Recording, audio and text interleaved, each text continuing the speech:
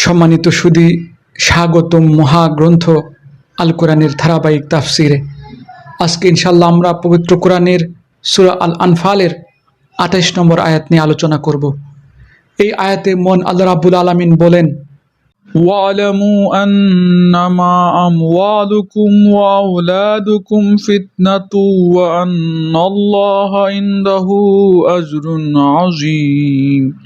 জেনে রাখো, তোমাদের ধন সম্পদ ও সন্তান সন্ততি কেবল পরীক্ষা, আর আল্লাহ তাআলার কাছে রয়েছে মহা পুরস্কার।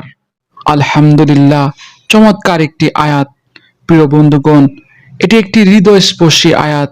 এই আয়াতে আল্লাহ রাব্বুল আলামিন পরিষ্কার বলেছেন, জেনে রাখো তোমাদের সন্তান সন্ততি স্ত্রী পুত্র এগুলো পরীক্ষা, আর আল্লাহর কাছে আছে মহা পুরস্কার। প্রিয় বন্ধুগণ, আজ আমরা দেখছি মানুষ পরকালকে ভুলে গেছে। স্ত্রী সন্তানকে আরাম আয়েশ দেবার অজুহাতে কেউ দুর্নীতির পথে হাঁটছে, কেউ অন্যের সম্পদ আত্মসাৎ করছে, কেউ খাদ্যে ভেজাল মিশিয়ে মানুষের জীবন নিয়ে খেলছে, কেউ অবৈধ উৎপাদন ও ব্যবসার মাধ্যমে অর্থ কামাচ্ছে।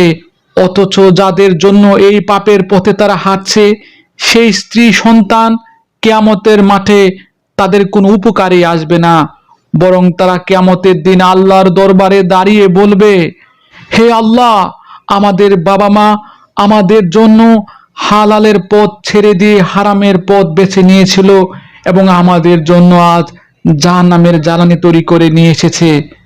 প্রিয় বন্ধুগণ, আমরা জানি আল্লাহর দিন প্রতিষ্ঠায় সংগ্রাম করতে হয়। সমাজ থেকে জুলুম নির্যাতন অপরাধের শিকড় মুছে ফেলতে অন্যায়ের বিরুদ্ধে প্রতিবাদ করতে হয়। এই অন্যায়ের বিরুদ্ধে প্রতিবাদ করতে গিয়ে, আল্লাহর দিন প্রতিষ্ঠা করতে গিয়ে, জিহাদ করতে গিয়ে অনেক সময় আমাদের জীবন উৎসর্গ করতে হয়, জেল জুলুমের শিকার হতে হয়। কিন্তু কিছু মানুষ এই পরিবার পরিজনের কথা ভেবে আল্লাহর পথে সংগ্রাম ছেড়ে দেয়। তারা ভাবে, আমরা যদি জিহাদে শহীদ হই, আমরা যদি অন্যায়ের প্রতিবাদ করতে গিয়ে জেল জুলুমের শিকার হই, তখন আমাদের পরিবারকে কে দেখবে? আমাদের পরিবারের করুণ অবস্থা শুরু হবে। সুতরাং আমরা আল্লাহর পথে সংগ্রাম করব না। প্রিয় বন্ধুগণ, আপনারা একবার ভেবে দেখুন, আপনারা থাকলেও আপনাদের পরিবারের জীবন আল্লাহ রাব্বুল আলামিন চালাবেন, আপনারা না থাকলেও আল্লাহ রাব্বুল আলামিন আপনাদের পরিবারকে দেখবে। আল্লাহ রাব্বুল আলামিন স্রষ্টা, তিনি তার সৃষ্টির দায়িত্ব নিজে নিয়েছেন। সুতরাং পরিবারের কথা ভেবে ন্যায়ের পথ ছেড়ে দেয়া যাবে না, পরিবারের কথা ভেবে জুলুমের পথে সংগ্রাম ছেড়ে দেয়া যাবে না।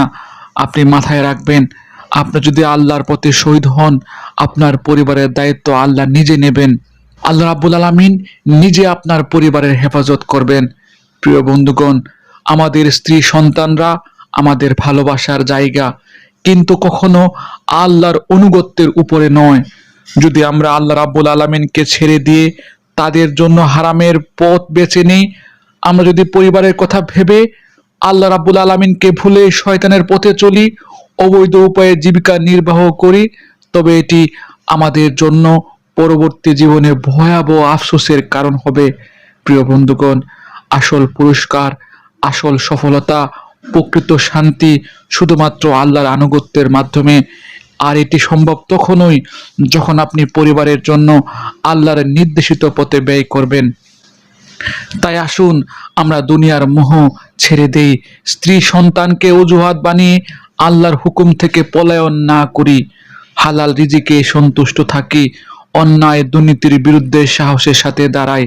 মনে রাখবেন যে আল্লাহ আমাদের পরিবারকে সৃষ্টি করেছেন, কিয়ামত পর্যন্ত তিনি তাদের রক্ষণাবেক্ষণকারী, তিনি আমাদের পরিবারের হেফাজতকারী।